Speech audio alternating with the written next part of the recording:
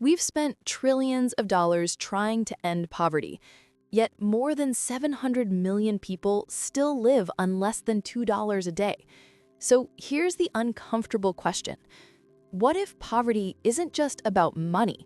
What if, despite all our good intentions, we're fixing the symptoms, not the system? Governments promise solutions, billionaires start foundations, but every few decades, poverty just reshapes itself. So, can we actually fix poverty, or are we chasing a mirage? Let's debate. Poverty isn't new. We've been fighting it for centuries, and yet it's still here. In the 1800s, it was peasants and landlords. In the 1900s, factories and sweatshops. Today, it's gig workers and billion-dollar corporations. The world keeps evolving, but poverty keeps reinventing itself. Here's what makes it even more shocking. We live in the wealthiest era in human history. There's more food, more technology, more opportunity than ever before, and yet millions still go to bed hungry. Why? Because poverty isn't just about having too little money. It's about who controls the rules of the game. The system we've built rewards productivity, but punishes those who start with less. And the truth is, poverty affects everyone. When people are trapped in survival mode, societies lose creativity, innovation, and trust. Inequality breeds anger, and anger eventually turns into division. Poverty isn't just an economic issue. It's the foundation of every other crisis we face. Crime, instability, mental health, even climate change. That's why this debate matters, because until we fix poverty, we're not really fixing anything. Let's start with a bold claim. We can't fix poverty by throwing money at it. I know, that sounds harsh, but look closer. We've spent billions on foreign aid, welfare programs, and charity, and while some lives improve, the system itself barely changes. Why? Because poverty isn't just a lack of income. It's a lack of access, power, and opportunity. Money helps people survive. Systems help people escape. Think about it. If someone's drowning, you don't hand them a cup of water. You teach them how to swim and make sure the river isn't full of traps. Real solutions come from changing the rules, not just feeding the victims of them. Here's what actually fixes poverty. At least the evidence suggests it can. 1. Education that matches opportunity. Not memorizing dates and formulas, but learning skills the economy actually needs.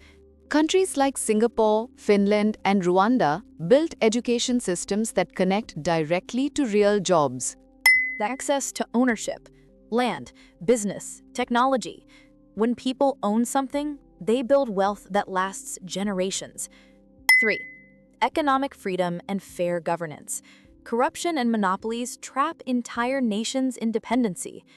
4. Empowering women. Every global study shows that when women control resources, child health, education, and community income all rise.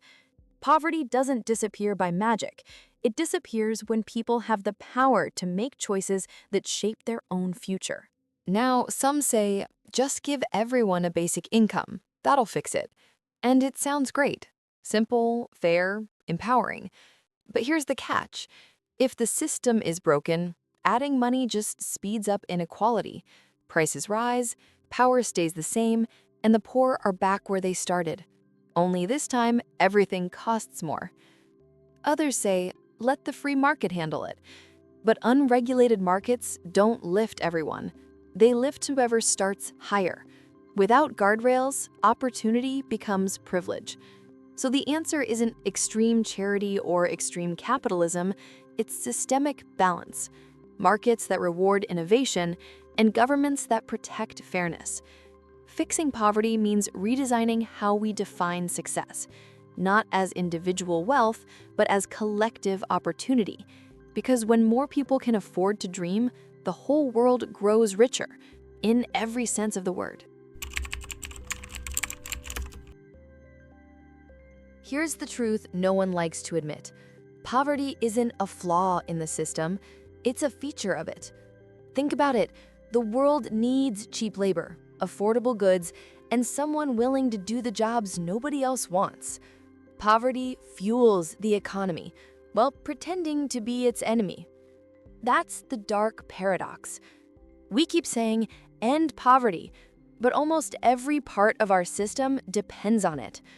Low wages keep prices down. Poor countries supply cheap materials. Consumer debt keeps money flowing. So when we ask, how do we fix poverty? Maybe we're asking the wrong question. Maybe the real question is, are we ready to live in a world where poverty doesn't exist, even if it means changing everything we benefit from today? Because fixing poverty doesn't just mean helping the poor. It means redesigning comfort, profit, and power. And that's why most people talk about ending poverty, but very few actually want to. Can we fix poverty? Or are we too addicted to the systems that cause it? Because if we truly wanted to end poverty, we'd have to rethink how we measure success, how we share resources, and who gets to make the rules. Maybe poverty isn't a curse on humanity. Maybe it's a mirror, showing us who we really are. So what do you think? Is poverty actually fixable, or is it just a permanent part of the human story? Drop your take in the comments. Debate it, challenge it, defend it. And if you love questioning what others take for granted, join the Donkey Debates community. Subscribe and let's keep asking the questions that matter, the ones nobody else wants to touch.